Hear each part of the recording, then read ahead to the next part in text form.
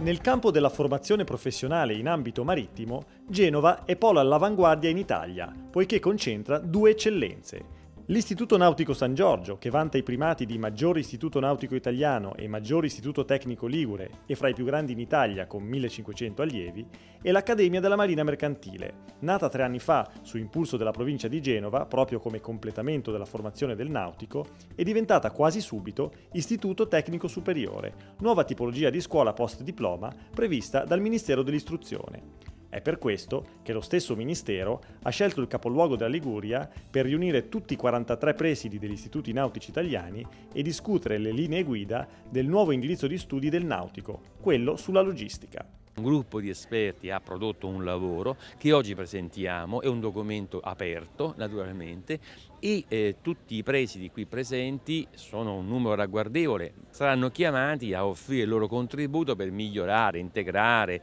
sviluppare questo documento che noi oggi portiamo alla loro attenzione. Un tema fondamentale nel prossimo futuro, quello della logistica, oggetto anche di un protocollo d'intesa fra il Ministero dell'Istruzione italiano e il suo omologo di un altro paese mediterraneo, la Turchia. Il protocollo d'intesa che abbiamo appunto sottoscritto con le autorità della Turchia si muove in questa linea di indirizzo per avvicinare sempre più non soltanto i nostri due paesi, le nostre due culture, ma anche la filiera dell'istruzione tecnica e professionale, nello specifico degli studi nautici. Il meeting dei presidi dei nautici italiani si è tenuto a bordo della Superba, nave da crociera della compagnia Grandi Navi Veloci, una società di navigazione che da tempo collabora con le istituzioni pubbliche, a partire dalla provincia di Genova, proprio nel campo della formazione professionale. Non a caso è partner dell'Accademia della Marina Mercantile. Il mondo dell'impresa, e specificamente quello dell'impresa marittima, è infatti molto interessato a che la scuola formi figure professionali adatte alle proprie esigenze,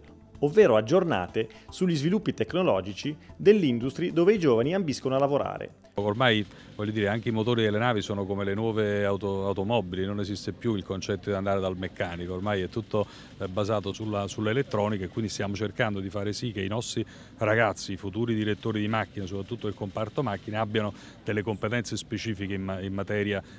soprattutto di elettronica e siano in grado, diciamo, come ieri c'era l'intervento manuale e meccanico, domani ci sarà l'intervento sulla scheda elettronica da cambiare per far girare le eliche. Allo stesso modo, il settore della logistica è oggetto di formazione professionale già negli istituti nautici. Tradizionalmente noi formiamo ufficiali di coperta e di macchina, ma diventando Istituto Tecnico dei Trasporti e della Logistica